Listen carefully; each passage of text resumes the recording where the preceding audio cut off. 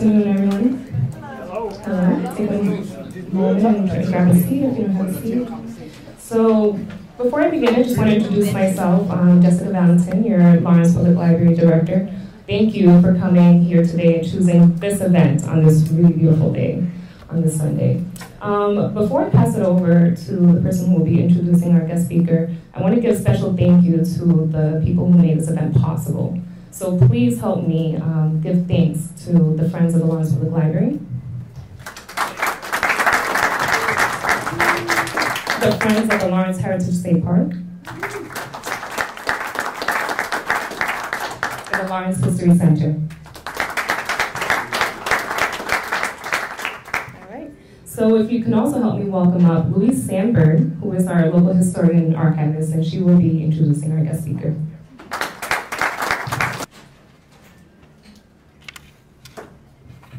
Welcome to the Lawrence Public Library. This is the local history room. There's all kinds of cool stuff all over the place. If you got any questions, ask me. I know some of the answers. My name is Louise Sandberg. I work here. That's my desk over there. I'm an archivist. Now, I talked with the people who use the local history room, and we have one of them with us today, and that's our author, Lana Barber. She did research here in this very room, and also in the Lawrence History Center for her PhD thesis, Latino Migration in the New Global Cities, Transnationalism, Race, and Urban Crisis in Lawrence, Massachusetts, 1945 to 2000. She submitted the thesis in 2010 to Boston College. Lana is, at present, an assistant professor of the American Studies at the State University of New York College at Old Westbury. Her book, Latino City, Immigration and Urban Crisis in Lawrence, Massachusetts, 1945 to 2000, was just published last month. We are here today to present it to Lawrence. I have finished the book and I have found it well-written, well-researched, and thought-provoking. I expect we will have an interesting afternoon. There will be time for questions at the end, and the purchase of books and to be signed by the author over at that table. So, without further ado, here she comes.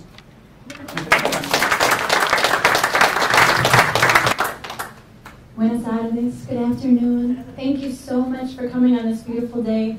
I want to add my thanks to everyone who has helped organize this event, but particularly in this room right now, I want to add my thanks to everyone who has helped me write this book, because there are archivists here, there are people who have worked hard not just to create Lawrence's past, but to preserve the past of the city, and so I'm tremendously, tremendously grateful for all of your work. Thank you. Can you hear me okay? Yes. Great. So my plan is to talk a little bit, read a little bit, talk a little bit, and then answer questions. Does that work? Great.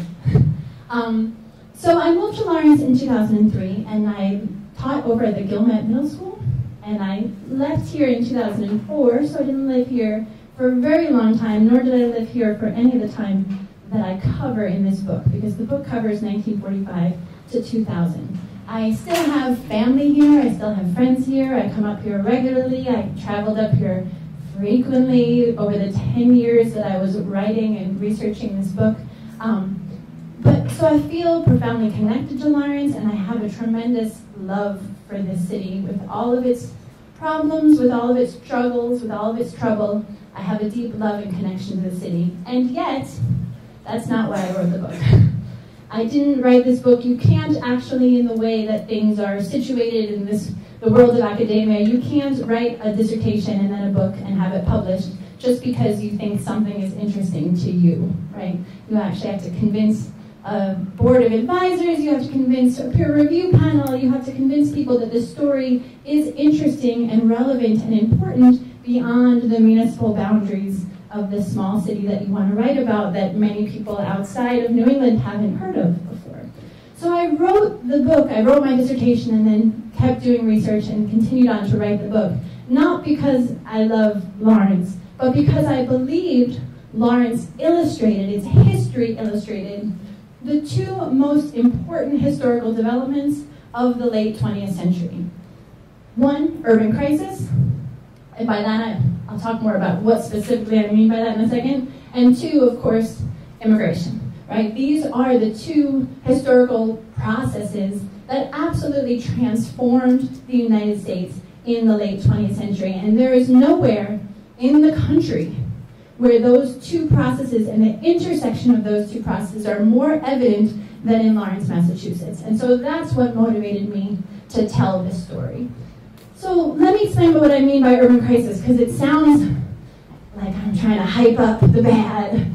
But ultimately, historians mean something very specific when we say urban crisis. What we're talking about is the urban economic decline that resulted in, beginning in the 1960s up through the early 1990s, that resulted from white flight, suburbanization, suburban competition for retail and office spaces that were formerly urban, and deindustrialization. So in the decades after World War II, this was the era of the suburban dream, where everyone wanted to have their suburban house with the white picket fence, and there was tremendous federal and private support and energy devoted to helping people achieve that suburban dream. So in Lawrence, in the decades after World War II, people began, if they had the resources to leave the city, right? Lawrence lost 40% of its white population by 1980, right? Not because they were fleeing. They didn't like us. Well, that's not because. No, that because they didn't like us. My point in saying that is Latino migration really became substantial in the 1980s. So even before the large waves of Dominicans and Puerto Ricans arrived in the city, Lawrencians had already left, 40% of them, because of the opportunities created in the suburbs. The problem with that is, and this is not unique to Lawrence, again, I'm writing about Lawrence because Lawrence shows something that happened across the country. Across the country, white people left the cities in the decades after World War II. New York City lost 2 million white residents between 1950 and 1970 because there were opportunities for them to own a home in the suburbs. Now the suburbs, and again, this is not distinct to Lawrence, the suburbs made tremendous efforts across the country to ensure that the housing there was as expensive as it could possibly be. Why? Because that contributes to the tax bases. It makes good schools, right? Once you're in a neighborhood, you want the housing there to be expensive. The suburbs passed zoning restrictions saying we don't want multifamily housing here. And again, this is not just exclusive to around Lawrence, this is nationally, right? So the suburbs, once people left and moved to the suburbs, they created tremendous obstacles for later generations of people also moving to the suburbs. Suburban home values, forgive me, I have a better chart in the book, but for now we're just going to use my hand chart. Suburban home values went like this, right? Which is great. If you got in the 1950s, that's great for you. But if you didn't even arrive to this area until 1980, you were already priced out of the suburban market. And multifamily rental housing was not available because of zoning, right? In addition, again, Lawrence, this area was the entire area, Lawrence, Andover, North Andover, Methuen, I don't need to tell this to this specific audience, right, was predominantly white back in the 50s and the 60s. So it wasn't necessarily about running from Latinos or running from African Americans, as it was in many cities. It was about running to the suburbs. But nationally, this story had racial restrictions built in.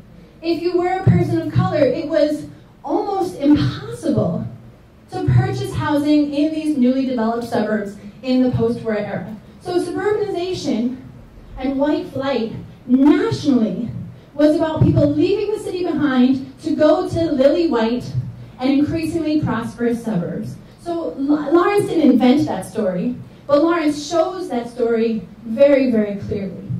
The impact that had on cities, again, not just Lawrence, but cities throughout the Rust Belt, cities nationally, was economic, right? As its middle class left, where do you think the people went to shop? In the 1940s, if you wanted to buy a refrigerator, you came to Essex Street. In the 1970s, if you wanted to buy a refrigerator, you went to the mall, right? So retail also fled the city, right? Industry. We talk all this about the loss of the manufacturing center, but actually the most manufacturing jobs, let me rephrase that, the municipality with the most manufacturing jobs in the state of Massachusetts is what? Does anyone know? Andover, right? So it's not necessarily that industry disappeared. Industry moved, like middle-class residents, like the stores. Industry moved to the suburbs, right? And so this, again, this is not unique to Lawrence. Lawrence is typical. Lawrence illustrates these broader national trends of suburban competition and its impact on urban economics. Because what emerged out of that was a concentration of the poor within municipal boundaries. What emerged from that was increasing unemployment. Latinos in Lawrence in 1990 had a 25% unemployment rate, when many people, the whole reason they came to Lawrence was they were recruited to work. They were recruited to work, and then the places they were working closed down, right? So deindustrialization had a tremendous impact on Lawrence's and most cities' economies. So as cities lost their middle class, as they lost their retail establishments, as they lost their industry, they also lost their tax base. What do local taxes pay for? Schools and public safety.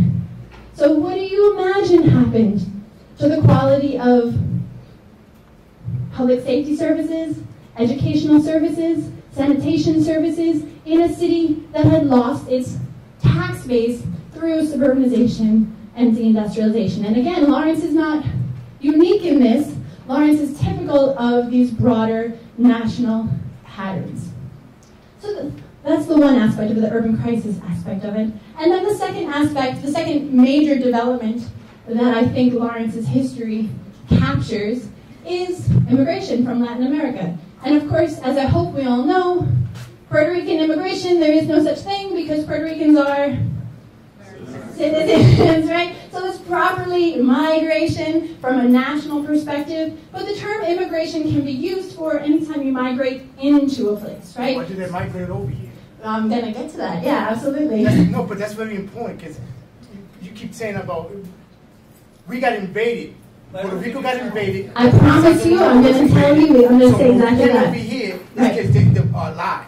No, absolutely. And citizenship doesn't give you votes either. They give you the rights. Absolutely. So the second major historical development that I think Lawrence's history illustrates is Latino immigration. And what I emphasize in this book is that Latino immigration, as Juan Gonzalez, a journalist that many of you might be familiar with, Latino immigration is the harvest of American empire. There is no place that illustrates that as clearly as Lawrence, because Dominican Republic and Puerto Rico have experienced U.S. intervention in the starkest way, right? In Cuba, in Jamaica, absolutely. In Venezuela, Colombia, absolutely. Panama. So this, please let her speak. No, it's that she's talking the point of view as a white person. Continue.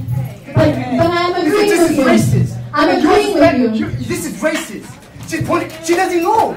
Yes, she does. She doesn't know. She 2004. That's what she says in her book. She doesn't know. She does. She says 2004. This is racist. And as I'm assuming you're dark, colored man, to have somebody that doesn't know about Latin people is crazy.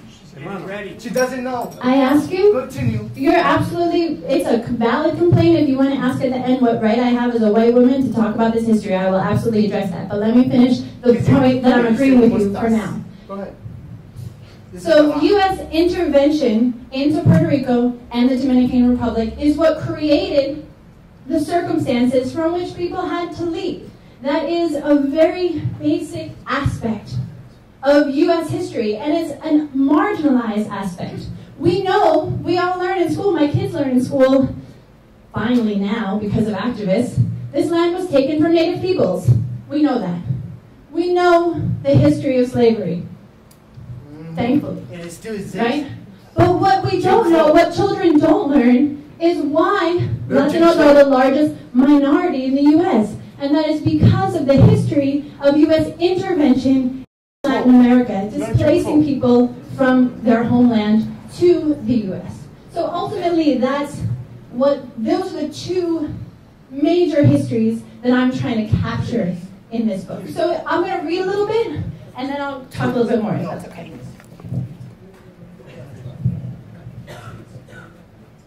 Wait, this is offensive. This is offensive. This is offensive. Go ahead.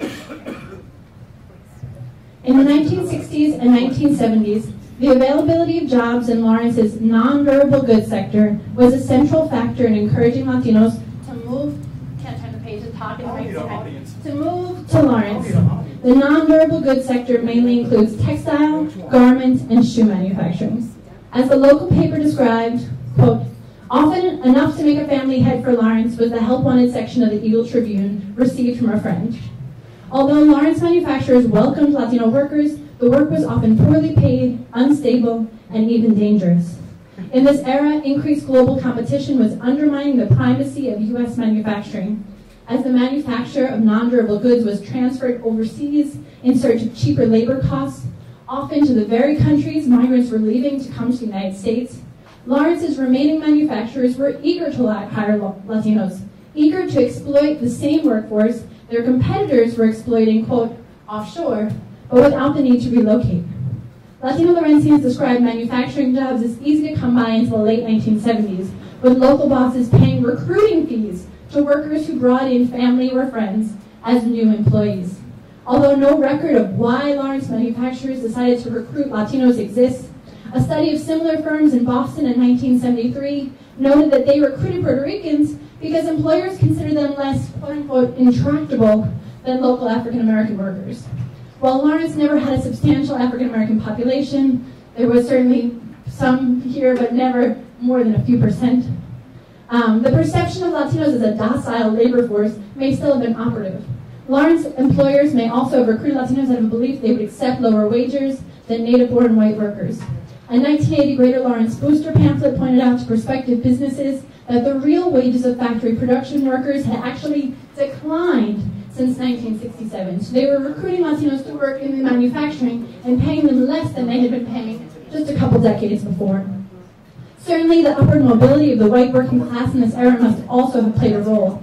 As the immigrant city lost its white ethnics to the suburbs, manufacturers scrambled to replace them with a new wave of migrants. Although most Latinos in Lawrence in this era were Puerto Ricans, employers also seem to have been aware of the particular vulnerability of undocumented Latino workers. Julio Severio, a Dominican who worked in the personnel office of a shoe factory in the early 1970s, and who later became a prominent politician in the city, noted that during slack times, quote, the employers used to call the INS department. Dominicans, many of whom were undocumented and scared to be deported, used to abandon their jobs. After a while, ads looking for workers would be posted in Dominicans and others would be rehired as new workers.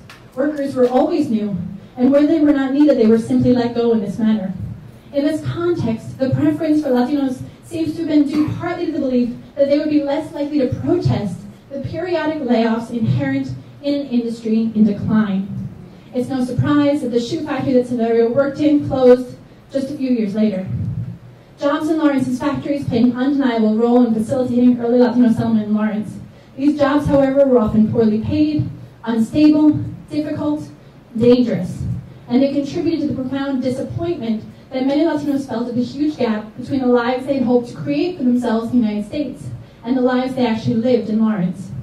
This disappointment became even more pronounced when Lawrence's remaining manufacturing sector basically collapsed in the late 1970s and 1980s, leading to widespread unemployment and poverty, but also undermining the city's tax base and thus eroding its social services, particularly education and public safety. This transition from bad work to no work is most evident in Lawrence's shoe industry, a sector that specifically employed large numbers of women. Many early Latina settlers in Lawrence worked the local shoe factories, such as Lawrence Made or Jogal Shoes. Father John J. Lemond, who directed a church-based center aimed at helping Latinos settle in the city, recollected hearing about job openings at a local shoe factory. He recounted that he brought a young Latina who was looking for work over to the factory one morning, and the manager hired her on the spot, asking, "Did she bring her lunch?" An Argentinian woman recalled a similar story. She explained that she went to Jogal Shoes, a shoe factory at the corner of Essex and Union Streets, with her daughter. She could not understand English at the time, but the owner told her daughter that if she wanted to work, she could start the very same day. Quote, "I said yes, and that same day I filled out the necessary paperwork. I told him I was an illegal, and he said not to worry, things would work out.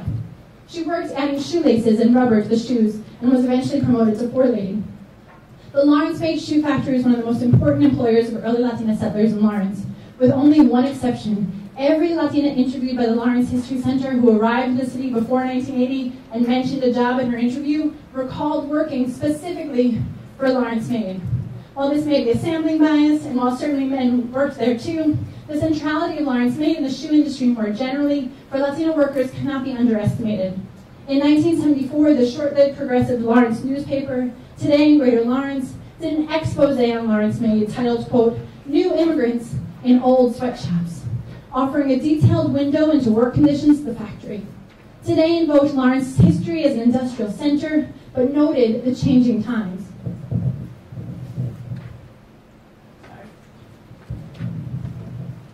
The textile industry has retreated south, it said, leaving the old mill buildings as shadows of what they once were. Unless you happen to be there, I'm quoting this from the paper, unless you happen to be there at 3:30 when the new mill workers are spilling out, and the place comes to life as if the turbines were still running. The faces are Spanish now, high-boned and sleek-haired. In spite of that awkward description, I don't know what high-boned means, Puerto Ricans did account for more than 40% of Lawrence Made's workforce in the early 1970s. But conditions at Lawrence Made did not reflect a golden opportunity. The article continued, not one of 9 workers interviewed batted an eyelash about saying there are accidents of various sorts and varying degrees of severity all the time. Todo el tiempo. One worker explained, the same guy got hurt 4 times in one day.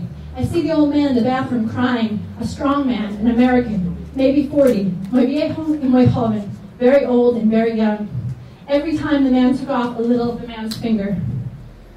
End of the quote. The hourly rate on the floor was just $2.15, just pennies above the federal minimum wage, and less than what many manufacturing jobs paid in Puerto Rico in that year. Many workers did piecework.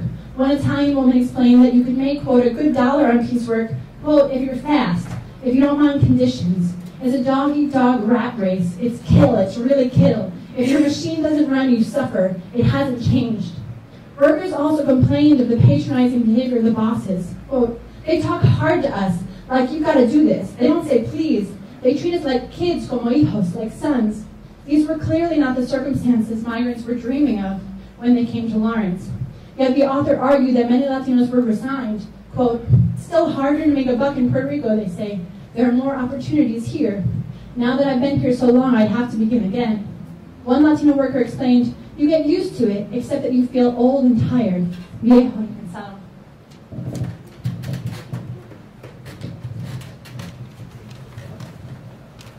It would only be a partial truth to say that these miserable conditions and low wages were what caused Latino migration to Lawrence and other industrial cities in Massachusetts.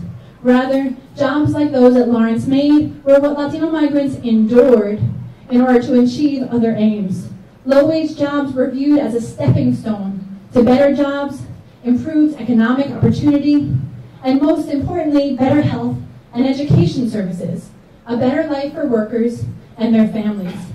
Latinos took the miserable jobs that were available as a way to stay in the mainland United States and eventually gain access to the better life they believed that staying could provide.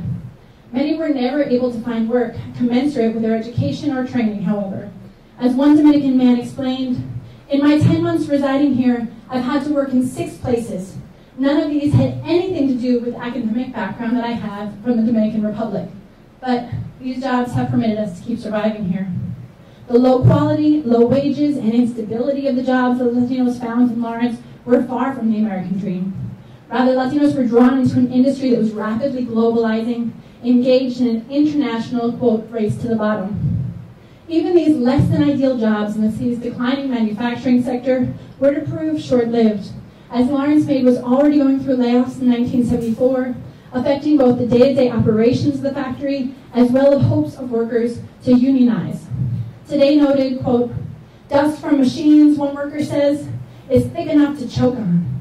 When Lawrence Made laid off 500 last November, 4 of the 5 janitors for the 5-story structure got the axe. The worker elaborated, and we have to eat on dirty machines because there's no workers' lunchroom. El polvo es el postre. The dust is the dessert. By 1978, Lawrence Mead was down to just 750 employees from 2,200 a decade earlier. Between 1964 and 1974, 87 Massachusetts shoe factories closed, and the number of leather shoe workers was cut nearly in half. As the vice president of New Hampshire Shoe Company summed it up, we're exporting our labor-intensive industry abroad. By the early 1980s, much of Lawrence's remaining non-durable goods manufacturing has shut down, provoking the massive unemployment protested in the 1984 riots. As the State Office of Affirmative Action noted, many Hispanics, quote, many Hispanics migrate to Massachusetts to pursue employment opportunities, yet many cannot find work, and those who are employed are stuck in low-paying jobs in the secondary sector of the economy with little opportunity for mobility. This threatens to make Hispanics a permanent underclass in the Commonwealth. Indeed, the 1980s were a time of widespread national discussion of whether disinvestment and segregation were creating a potentially permanent, quote, underclass among urban African Americans and Latinos, concentrated in cities from which economic opportunities had fled, entire communities with little hope of steady employment, and thus little hope of gaining the resources for spatial or social mobility. Lawrence's history illustrates well the challenges of migrating to a city only to watch the jobs migrate away. So I want to make sure that we have time for questions and discussions, because I am not from here. And even if I was from here, I wasn't alive when most of what I'm writing about happens. That is true, however, of most professional historians, right? No book I write can ever capture people's individual experiences. And honestly, that wasn't what I was trying to do. I would wish I could. If I could write a book, if I was a great novelist, if I could write a book that could really capture what it felt like to grow up in Lawrence, I would have done that. But that's not what I am. I'm a historian. And what historians can do, what I'm in the position to do, is to be able to talk about the larger political and economic context in which these experiences played out. And so within that, there are two main points that I tried to make in this book. Two main points about the circumstances that shaped people's experiences, not about people's experiences, because I can't speak to that, but about the circumstances. One, that Lawrence isn't poor, Lawrence was impoverished. And those are completely different things. Lawrence was turned from an industrial titan to the poorest city in Massachusetts by 2000 because of specific, concrete policies and decisions that people made. And that history is what I tried to capture in this book. So Lawrence didn't become poor because a bunch of poor people moved here. Lawrence became poor because of suburbanization and deindustrialization, right? There's a larger political economy that is responsible for the concentration of poverty within the city's boundaries. And two, that for the people who did come here were pushed by larger displacements, right? The book spends a lot of time focusing on the U.S. intervention and colonialism in Puerto Rico and the Dominican Republic, and how that created a situation in which people couldn't find the better lives they wanted where they were. A short example of that: in 1965, U.S. Marines invaded the Dominican Republic to put down a popular uprising that was on the verge of restoring the democratically elected leader, Juan Bosch. Dominican people had risen up to restore the democratically elected leader. U.S. Marines intervened because in the 1960s they didn't think he was sufficiently anti-communist. So they intervened. The Marines, 20,000 Marines, occupied the island. Was it self-defense? No. Not unless you'd have to be deep in that Cold War narrative to believe that somehow Juan Bosch was a communist threat to the U.S. Even the federal officials didn't believe he was a communist. They just thought he wasn't anti-communist enough. They didn't want another Cuba in the Dominican Republic. So 20,000 Marines invaded, and they supported the move to power of Joaquin Balaguer, a former aide to the Western Hemisphere's most infamous dictator, Rafael Trujillo. So Balaguer comes back to power with very little regard for the civil rights or the human rights of the opposition who proceed to flee for their lives, many of them. Where do they flee? To the U.S., right? Because the U.S. is actively giving people visas to come to the U.S. because they don't want them to challenge Balaguer. So to create peace in DR, to help support this dictator aide who they've just put into power, they're giving people who are opposed to Balaguer visas to come to the U.S. That's not the American dream. That's displacement from U.S. intervention, right? Balaguer proceeds to dramatically underfund health and education services to the point that public schools in the Dominican Republic become some of the worst in all of Latin America. And so if you are raising your and takes on a bunch of debt, then the IMF comes in to fix everything with the structural adjustment program that makes it virtually impossible to buy food unless you're wealthy. And even if you are wealthy, obliterates your savings. This is my sum-up version. There's a longer version in the book, right? So if you are living in the Dominican Republic in the early 1980s and you want to send your kids to a good school, you can't do that in the Dominican Republic unless you're rich, right? Because the regime that the U.S. supported there didn't fund the school system. If you want to advance, progress economically, you can't do that where you are. Why? Because the regime that the U.S. supported there has taken out a bunch of debt and it is corrupt, and it's basically now the entire country has to pay off Balaguer's debts, right? So these are much bigger. Again, this isn't to speak to anyone's specific experiences. I can't do that. But I can tell you as a historian the larger political economic circumstances that for many people made the life that they were searching for unlivable. But if then you flee Balaguer's Dominican Republic, or you flee, even after he leaves power, the circumstances that he creates remain for decades. They still impact the island to this day. If you leave and you come to Lawrence, fascinating, because what were the Lawrence public schools like in the 1980s and the early 1990s? Profoundly underfunded, right? So this ultimately is the larger story that I'm trying to tell, that there are people over and over again in the interviews that I did and the interviews I used, people said, well, I came for a better life. But did Lawrence provide the better life that people were looking for? For some, Lawrence has provided opportunities for many people, and many people have made fantastic lives for themselves here. But the reality is that when Latino migration to this city really took off in the 1980s, Lawrence was in a state of economic collapse. Latinos turned around the city's population decline. They revitalized the city's economy. Crime is down substantially since the early 1990s. So again, I have better charts, but the hand chart for crime since the early 1990s.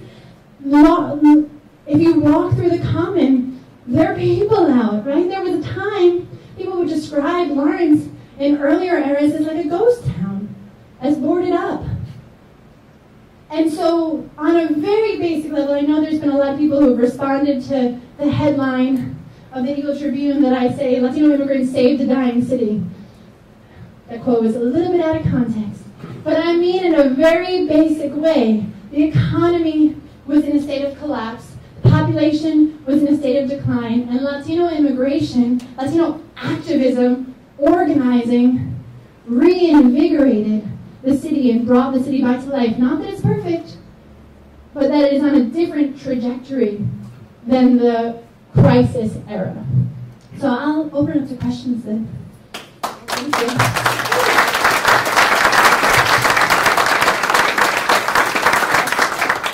I'm curious, why, kind of an aside, but like, how come some immigrants are called, like what stops Dominican immigrants from the Trujillo Balaguer era?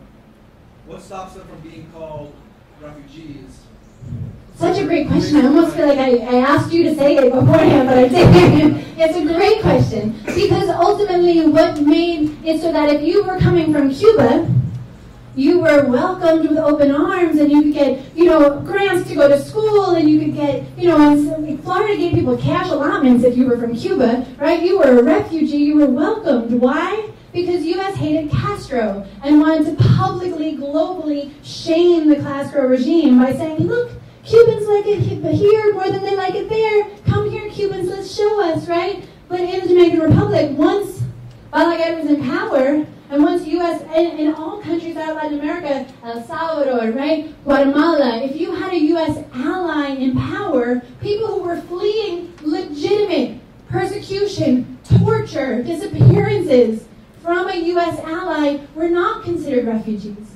They were not given asylum. They were considered economic migrants, Haitians, right? You have situations where a Haitian boat of refugees saves a bunch of Cubans who are drowning in the Caribbean, right? And the U.S. Immigration Services lets the Cubans they save in and send the Haitians back because the U.S. was, supporting the Haitian dictator. So that question of who is a refugee versus who an immigrant is still salient today, right? Who we consider to be a refugee has a lot to do with who they're fleeing from and what our relationship to that government is. Thank you for doing this for us in the presentation. I would like to know, in your research, what role have you seen faith-based and churches play in this reconfiguration of the Latino? Yeah, that's a great question. Are you? Oh, sure. I'll repeat the question. He asked, in my research, what role did faith-based organizations, churches, play in settling Latinos and in organizing Latinos in the city? I've been saying this a lot lately, in the past few weeks since the book came out. You could write 100 books on Lawrence's history and not even begin to scratch the surface on the fascinating things that have happened here. And as a historian, I am limited to my archive, right? I'm limited to working with what people have donated to. Louis Sandberg, right? Donated to the library, donated to the Lawrence History Center, what has been preserved. The Archdiocese, even though there were many Catholic churches who were involved in Latino settlement, the Archdiocese says we have no records relating to Lawrence. That can't be true. I'm not saying they're lying. I'm just saying I believe they haven't gotten sufficient pressure to process and look for what they have. There are certainly examples of the Catholic Church and of smaller storefront churches, Christian churches, playing a key role in organizing, but it's really, I mention it in a few places, but it's not a focus, unfortunately, in my study because of the archive that was available to me. But do you see a role in that faith narrative in what happened in the city, in these people? Again, the fact that people in their interviews with me didn't often talk about faith specifically doesn't mean that's not true, right? Because ultimately, I'm not a sociologist. I didn't take a representative sample. I didn't interview 20% of the population to ask them. I used the interviews that have been recorded. I interviewed a few people who were prominent, whose names came up a bunch of times. So I personally didn't see faith come up. It might be my own bias, though. So much of this, I keep hitting the mic, I apologize. So much of what's in this book is going to reflect my own particular interest, and that wasn't one. But that's not to say it's not there. It's just to say it wasn't in the sources or the interviewees that I was working with. Part you read in the book about how there was a few immigrants, one specific about Dominican, how could he eat his flan when he was at work? It was a poor, bad condition. I just want to understand, what was the difference between that situation and beforehand when you had bread and roses, which when it was only the woman and only the kids, because men was at war, and they were forcing women and kids to work at the mill cities, and they wasn't getting education. I just want to know what's the difference, or how it was okay to put a man complaining about he couldn't eat, but before that, bread and roses was putting kids and women to work to support war. Yeah, no, that's an absolute excellent point. I mean, I think that there are so many continuities to be found between the way that the declining industries really exploited the workers that they recruited and the way that earlier generations of immigrants were exploited in the textile mills, absolutely. I think what's different is not necessarily in the passage that I read, but what comes to be different in Lawrence is that even those dangerous, exploitative jobs ultimately come, many of them, to leave the city in the late 80s and the early 1990s. And so what becomes, there's a lot of people who use that narrative and say, well, my generation, my parents' generation, they came here with nothing, and they did nothing but work, and they didn't get any help, and they worked so hard. One, that's not true. That's not what happened. They did work, but it's not that they didn't get any help, right? We can talk about, I'm happy to talk about that afterwards, about all the help the federal government gave earlier generations of European immigrants. But the parallel breaks down because immigrants who came in the late 20th century didn't just find an experience of exploitation and having to unionize and organize, they found an experience of unemployment. And that unemployment, needing to rely on welfare because the jobs have disappeared, is a fundamentally different circumstance to be migrating into. And even the many Latinos who, of course, most Latinos were working, even at the height of unemployment, right? But the majority, let me rephrase it, by 1990, less than half, I believe it's 37%, but I'd have to go back and check, right? But less than half of Latinos who lived in Lawrence worked in the city. Those who had jobs worked in the suburbs. They helped swell those suburban tax bases that paid for those great suburban schools. Their labor at Western Electric, at Raytheon, right, helped contribute to suburban prosperity, and that prosperity never trickled back into Lawrence, right? So the circumstances that many Latinos experienced that was different from this earlier generation of European immigrants was, one, the widespread unemployment, and two, the fact that when there was employment available, it was often outside the city, and so then didn't contribute to the tax bases within the city. Did you study language issues at all? Did I study language issues? Do the immigrants learn English, and did that change over? Or did Laurentians learn Spanish? Some. So one of the things I focus on, again, I focus on these economic changes. Much of the book, for better or worse, there's not a lot of church, there's not a lot of language, because really I'm looking at political economy, right? I'm sorry, let me answer his question. I'll come back to you when I've gotten everyone. And so what I focus on, because to me it falls under politics, is activism. So I focus on people organizing to get bilingual education, people organizing specifically to get ESL classes, because learning English, I don't know, those of you who have tried to learn another language, yo aprendí español, fue muy difícil, lo hablo mal, I said I learned Spanish, it was really hard, I speak it badly, right? Learning another language is difficult.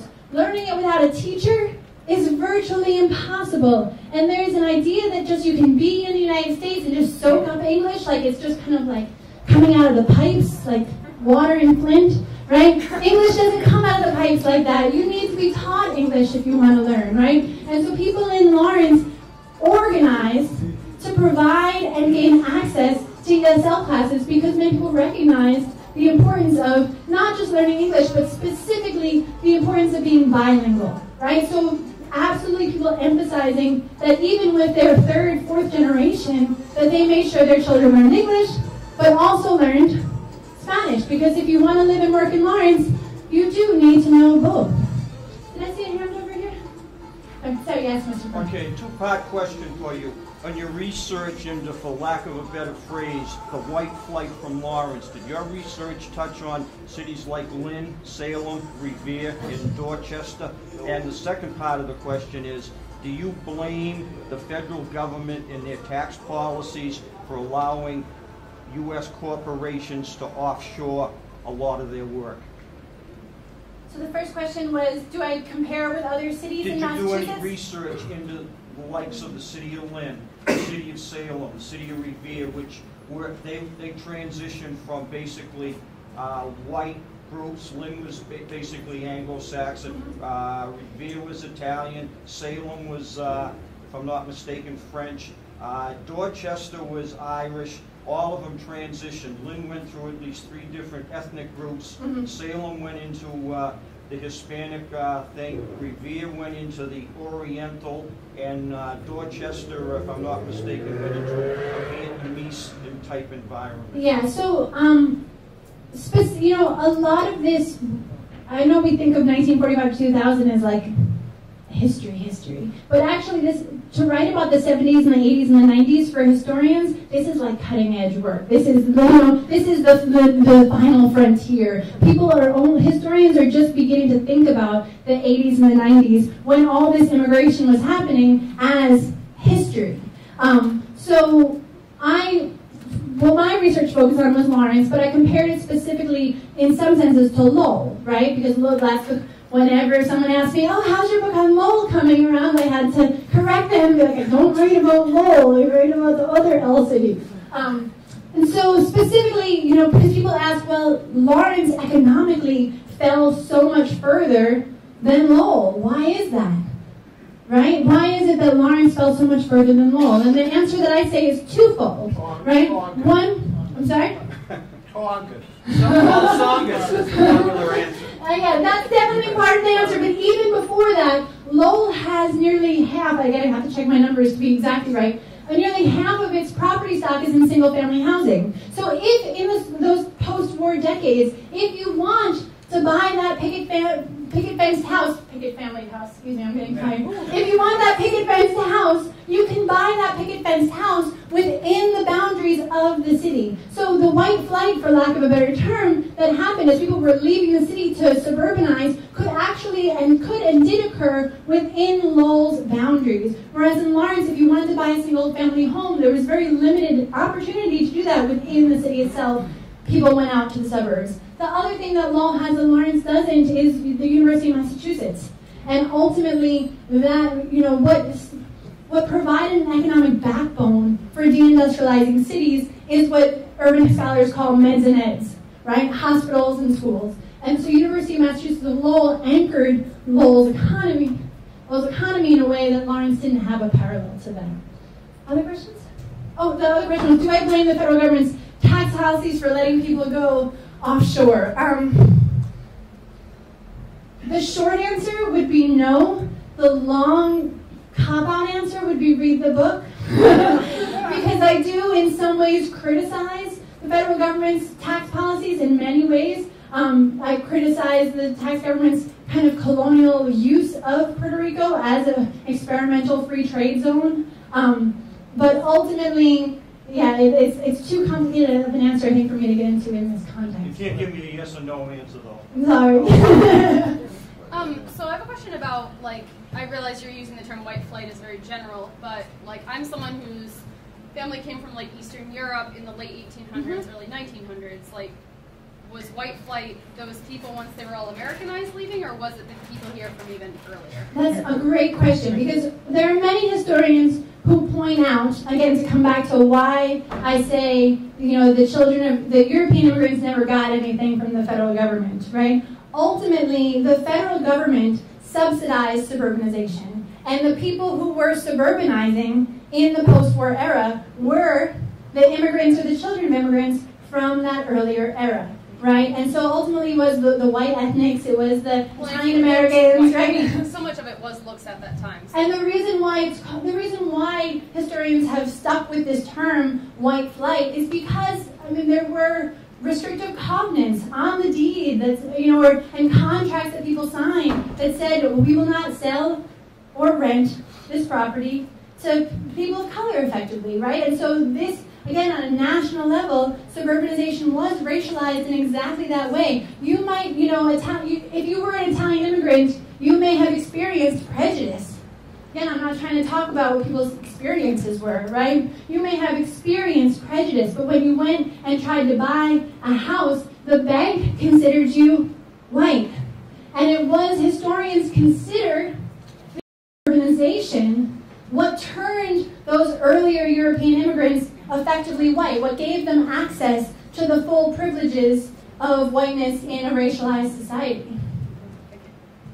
When you mentioned something about 1980s and coming, do you think that the effect with the Panama Canal and in Nicaragua and the Contra has to do big with the immigration? Absolutely. I mean, the fascinating thing, to come back to this earlier question that you asked me before, it ties together nicely with that. You know, in the 1980s, you know, Reagan really ramped back up the Cold War and was trying to overthrow the Contras in Nicaragua, but supporting profoundly right-wing authoritarian governments in El Salvador and Guatemala. So if you came to the U.S. from Nicaragua, you could stay.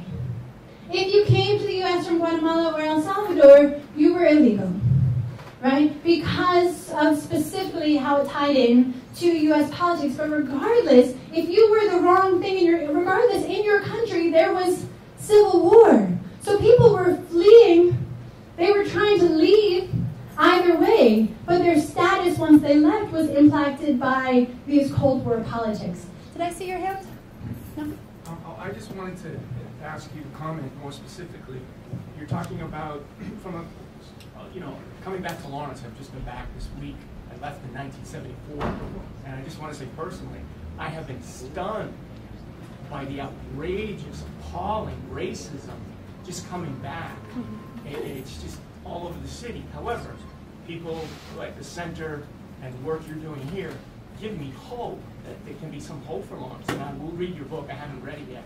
But I just wanted you to comment on, the scholarship and the economic piece you're going into. It just, the other foot that I think this gentleman wanted to see drop is institutional racism is alive and well, and it permeates a lot of the politics. Absolutely. I mean, again, I write up until 2000, so I can't speak as a historian about racism in Lawrence today. But as a historian, I focus a lot on that what people talk about, what Latinos who came to the city, particularly in the 70s and the 80s, spoke about their experience. They spoke about the hardship of either working in the mills, working in the factories, or unemployment, right? They focused on economic hardship, but overall, they also focused on just the day-to-day bigotry and harassment that they often faced, and the political marginalization that they were experiencing. And so much of the organizing that happened wasn't just about providing a safety net for people, although that was key, but also about challenging people who were literally watching their city deteriorate, but who were blaming the wrong people for that deterioration, right? We all know how scapegoating works. There's a profoundly complicated problem. And if you can convince people that this complicated problem is caused by a specific outsider, you can then target that outsider, and it generates tremendous political leverage. So the people, and the book has lots of examples of white people getting involved in interracial organizing, and it's not a tale of white people are not the bad guys in the book, right? And yet, there is a tremendous amount of misplaced anger on the part of white residents who were watching their city decline and believing that it was because Latinos were coming in, and who then directed their desire to save the city at anger at Latinos. Yes? The elections this year, went around for a couple of candidates, while they're running for office, and one candidate says that, of course, he wants to focus on economic development to bring prosperity or further prosperity to Lawrence. There's another candidate that wants to bring residence ordinance to have administration from various sectors to live in the city, so therefore you live in the city, play in the city, spend money in the city. And then there's a district councilor that said that we really don't need a change, what we need is collaboration. Based on your research, any recommendation to any of these candidates? No, that's a fascinating question, and it's literally the single hardest question I ever get as a historian. Is like, well, what do we do in the future? It's like, I don't know, that's a different discipline. I write about math. But the simple answer to that I would say, and what I focus on, is that it took generations of organizing you're partnering with the federal government to sue the city, to give language access to Spanish-speaking voters in the city, citizens who spoke Spanish who were having trouble getting access to what they are entitled to by the Voting Rights Act, suing the city. Took tremendous activism and organizing for Latinos to get political power within the city. And yet, within this larger circumstance where the city itself is reliant on state aid, where the city itself is reliant on federal aid, where the city itself is reliant and therefore has to kind of go asking nicely and play by the rules that are set outside the boundaries, any power you have within the city ultimately can't really address the roots of the struggles here. And so, which is not to say that political power within the city isn't important, because certainly we've seen that when Latinos were excluded from politics in Lawrence, things were much worse, right? But just having political power within the city isn't, the root issues are global. And so really, the short answer would be what's needed is a social movement, not a candidate. Thank you. Thank you very much for writing the book. It's reading it, I took notes like I was back in college. And what I want to say is, there's a vodka. I'm afraid that for your sake, it's going to sell well, I think. It probably will become a standard textbook about Latino immigration in America. What I want to do is challenge you, because you fell in love with this place, to come back and talk about the people who were not leaving the city. You call them whites, I call them Anglos, who didn't leave the city. You were in a room filled with lots of people like that, who created organizations like Bread and Roses Soup Kitchen or Lazarus House Ministries, and the Essex Art Center and the Lawrence History Center. So it's not about me, it's about, because you fell in love, you might be tired after more than 10 years of Lawrence, but I'm afraid that people are going to subtitle it Latino City of the Damned. Interesting. Well, yeah, I mean, so one of the things I really do kind of hold up in the end of the book, and when I talk about the book often, is that ultimately, viewed through a different lens than the whole City of the Damned lens, Lawrence is a model for interracial organizing and activism. The growth of nonprofits here, the growth of the reality is that Latino political power, many of the activists in their interviews said, well, that was about bridge building. I didn't get elected just with the Latino vote. I got elected for serving all of Lawrence. I got elected building bridges with white residents, with white activists, right? And so, ultimately, for the people who stayed in Lawrence, who decided that, all right, well, we can't make them leave, so what else can we do, right, to over-dramatize? Let's work with them to save the city. Certainly that activism in Lawrence is, people come to Lawrence from all over the country to study its nonprofit sector, right? And so that is because of the way that all people in Lawrence, Cambodians, Vietnamese, right, immigrants, newer immigrants, have worked together to try to reinvigorate the city together. So I certainly, that might not have been the main points that I've been driving on, but that is certainly a thrust of the conclusion of the book. Yes? Do you think that the current debt crisis in Puerto Rico will evolve into another U.S. policy failing that drives more migration to Lawrence that will then give people like you more stuff to write about 10 years from now? Asking me about the future again, but I was trying to trick yes, I mean, that's already happening. The promesa and the debt crisis is happening in Puerto Rico, has already created a humanitarian crisis on the island. People have already been migrating at absolutely unprecedented levels, and that is, I don't know what's going to emerge, because people are certainly organizing to process it as well, but certainly the wave of Puerto Rican migration has dramatically accelerated in the past few years, and there is no evidence that that's about to change. Yes? Do you think Mayor Buckley, Mayor Mary Claire Kennedy, and Mayor Patricia Dowling increase the opportunities for Latinos to achieve the American dream in Lawrence? Are any of them in the room, those mayors?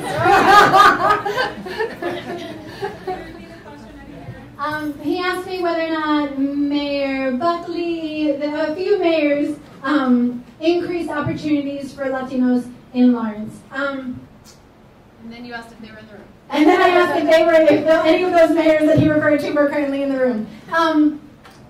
I will say that I think it took a while for city officials in Lawrence to publicly recognize, whatever they did at night when they went home is beyond my ken, right? But to publicly recognize that Latinos were essential to the future of the city. I think they were a little slow on the uptake. From my reading of the sources, I was not there, I was not alive for much of this, right? But from my reading of the sources, I think that many of the mayors that you mentioned, whether for political strategic reasons of who they believed their base was, or whether for their own personal reasons, they did not, there were ultimately two visions of the city, is what I write about. There was a vision of the city where it experienced economic recovery because these administrators brought back first-class tenants to the city. And that many of those mayors were focused on recruiting people in, bringing in big industry, bringing in people from the outside who would reinvigorate the tax base here, bringing in middle class, right? They didn't want affordable housing. I'm using they, but some mayors had different stances on this, right? But by and large, city officials did not, of that generation, right, white city officials did not want affordable housing because they wanted middle-class housing because then you could bring in middle-class people. They didn't want affordable development because then you would be serving the poor people. They wanted to attract wealthy people. That is a strategy that has worked for some other cities, right? And yet, in Lawrence, it didn't work. In Lawrence, the efforts to attract in new wealth to the city by targeting these first-class tenants, first-class businesses, didn't work as a redevelopment strategy. Lawrence stayed poor. It wasn't until people realized that on the grassroots, Latinos were opening small businesses, that on the grassroots, people were pooling all their money together to buy a 3-family home together, to fix it up together, to actually increase property values that way. It took a while for politicians in Lawrence to realize the Latinos in the grassroots were actually economically reinvigorating Lawrence. They didn't have to attract outside wealth to Lawrence. You could invest in the people that were already here. And so the politically nice answer is that I think that they could have been quicker to realize the potential of the people who were already living in the city rather than being focused on bringing in some kind of white knight to save the city from outside. How are you?